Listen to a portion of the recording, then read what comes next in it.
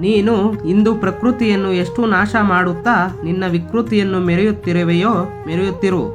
ನಿನಗೆ ಇಂದು ಯಾರೂ ಏನೂ ಮಾಡುವುದಿಲ್ಲ. ಆದರೆ ದೇವರು ಮುಂದೊಂದು ದಿನ ಬಂದರೆ ನೀ ವಿನಯದಲ್ಲಿದ್ದರೂ ಕೂಡ ನಿನ್ನ ವಿನಾಶ ಅವ ಮಾಡುವ. ನೀನು ಇಂದು ನಿರಂತರ ನಿಕೃಷ್ಟತೆಯಲ್ಲಿ ಕ್ರೂರಿಯಾಗಿರುವೆ. ನಿನಗೆ ಈ ಕ್ಷಣದಲ್ಲಿ ಯಾರೂ ಏನೂ ಮಾಡುವುದಿಲ್ಲ. ಆದರೆ ಆ ದೇವರು ಮುಂದೊಂದು ದಿನ ನೀ ನಿರಂತರ ವ್ರತದಲ್ಲಿದ್ದರೂ ಕೂಡ ಅವ ಬಂದರೆ ರಥದಲ್ಲಿ ನೀ ಸೂತ್ರವಿಲ್ಲದ ಪತಂಗವೇ ಆಗುವೆ. ನೀನು ಎಷ್ಟು ನಿಯಮ ಮೀರಿ ವರ್ತಿಸುತ್ತೀಯೋ ವರ್ತಿಸು. ನಿನಗೆ ಇಂದು ಯಾರೂ ಏನೂ ಮಾಡುವುದಿಲ್ಲ.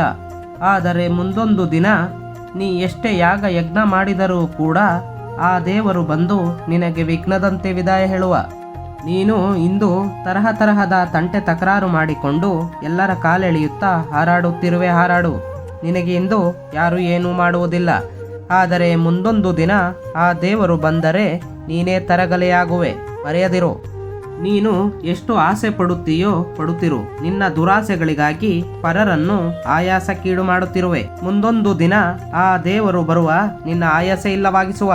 ನಿನ್ನ ದುರಾಸೆಯ ಸೂರು ಇರುತ್ತದೆಯೇ ಹೊರತು ನಿನ್ನ ಉಸಿರು ಇರುವುದಿಲ್ಲ. ಮರೆಯದಿರು. ನೀನು ನಿನ್ನದೇ ಬಯಕೆಗಳಿಗಾಗಿ ನೀತಿ ನಿಯಮಗಳನ್ನು ಮರೆಮಾಚುತ್ತಾ ಮೆರೆಯುತ್ತಿರುವೆ ಹಾಗೂ ನಿಯತ್ತಿನಲ್ಲಿ ಇರುವವರನ್ನು ಹೀಯಾಳಿಸುತ್ತಿರುವೆ. ನಿನಗೆ ಇಂದು ಯಾರೂ ಏನೂ ಮಾಡುವುದಿಲ್ಲ. ಆದರೆ ಮುಂದೊಂದು ದಿನ ಆ ದೇವರು ಬಂದರೆ ನೀನೇ ಮರೆಯಾಗುವೆ. ನೀನು ಕುಲದ ಬಲವಿದೆ ಎಂದು ಜನರ ಜೆರೆದು ಬದುಕುತ್ತಿರುವೆ ಹಾಗೂ ಕುಲದ ಕಿಡಿ ಹಚ್ಚುತ್ತಿರುವೆ. ಮರೆಯದಿರು, ಮುಂದೊಂದು ದಿನ ಆ ದೇವರೇ ದೃಢೀಕರಿಸುವ ಮನುಕುಲವೆಲ್ಲ ಒಂದೇ ಎಂದು. ನೀನು ಎಷ್ಟು ಪಾಪ ಬೇಕಾದರೂ ಮಾಡಿರು ಅಥವಾ ಮಾಡ್ತಾನೇ ಇರು, ದೇವರು ಮೊದಲು ನಿನ್ನನ್ನು ಏನೂ ಮಾಡುವುದಿಲ್ಲ. ಆದರೆ ನೀನು ಯಾವತ್ತು ನಿನ್ನ ಆಟ ನಿಲ್ಲಿಸಿ ಸಾಕು ವಿಶ್ರಾಂತಿ ತೆಗೆದುಕೊಳ್ಳಬೇಕು ಅಂತೀಯೋ ಆ ಕ್ಷಣದಲ್ಲೇ ದೇವರು ಅವನ ಆಟ ಆರಂಭ ಮಾಡ್ತಾನೆ.